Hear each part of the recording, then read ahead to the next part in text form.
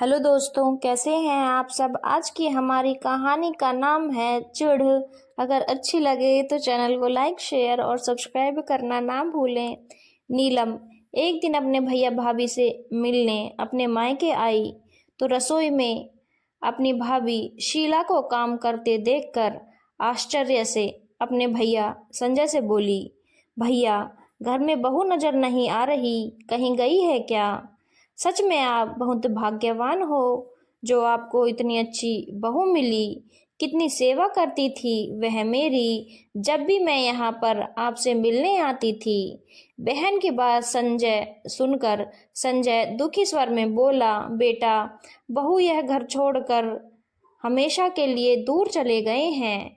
ऐसे कैसे छोड़कर चले गए बेटा। बहू तो आपकी और शीला भाभी की बहुत सेवा करते थे, बिना कहे आपकी जरूरत का सारा सामान आपको लाकर देते थे। और नितिन वह तो अपनी सारी तनख्वाह लाकर शीला भाभी के हाथ में रख देता था।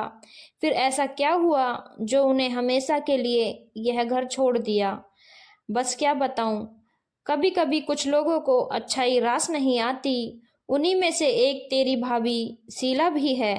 नितिन जब तेरी शीला भाभी के लिए कुछ गिफ्ट या फिर खाने पीने का सामान लाता तो यह खुश हो जाती, परंतु यदि वह अपनी पत्नी रितु के लिए एक बिस्कुट का पैकेट भी ले आता तो तेरी भाभी मुंह फुला लेती थी।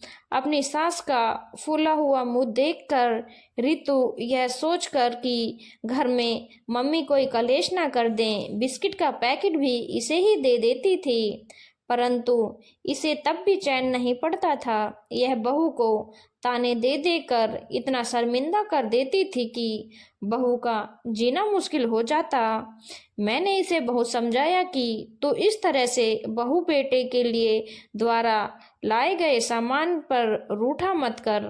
मैं भी तो तेरे लिए हमेशा नए नए तोहफे और खाने के लिए नई नई चीजें लाता था।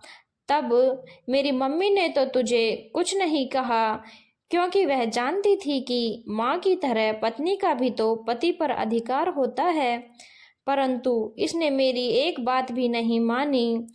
एक दिन नितिन अपनी पत्नी के लिए एक साड़ी ले आया तो यह रूठ कर उससे बोली, तू तो पत्नी का गुलाम हो गया है, बस हमेशा अपनी पत्नी के बारे में ही सोचता है।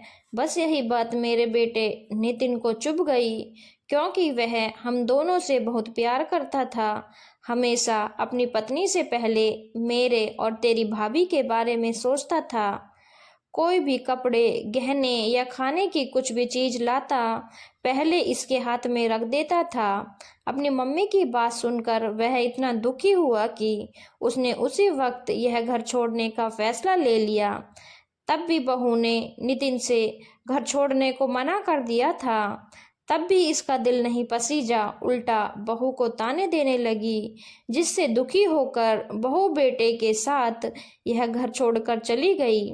भैया की बात सुनकर नीलम ने जब अपनी भाभी की प्रतिक्रिया जानने के लिए उनकी तरफ देखा तो भाभी शर्मिंदगी के कारण कुछ बोलने की बजाय, दीदी मैं आपके लिए चाय नाश्ता ला रही हूँ कहकर चाय बनाने के लिए गैस की तरफ बढ़ गई। दोस्तों, हमारे समाज में बहुत से घरों के टूटने का यही कारण होता है।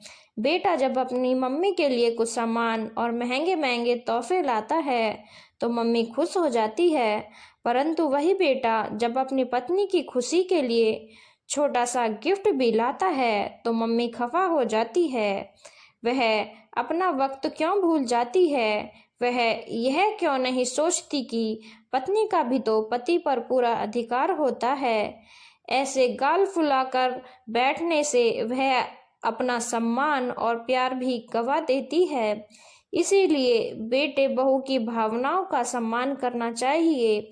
बेटा जब अपनी पत्नी की खुशी के लिए उसके लिए कुछ वस्तु लेकर आए तो खुशी खुशी उसे स्वीकार करना चाहिए। धन्यवाद दोस्तों, अगर आपको कहानी अच्छी लगी हो तो चैनल को लाइक शेयर और सब्सक्राइब करना ना भूलें।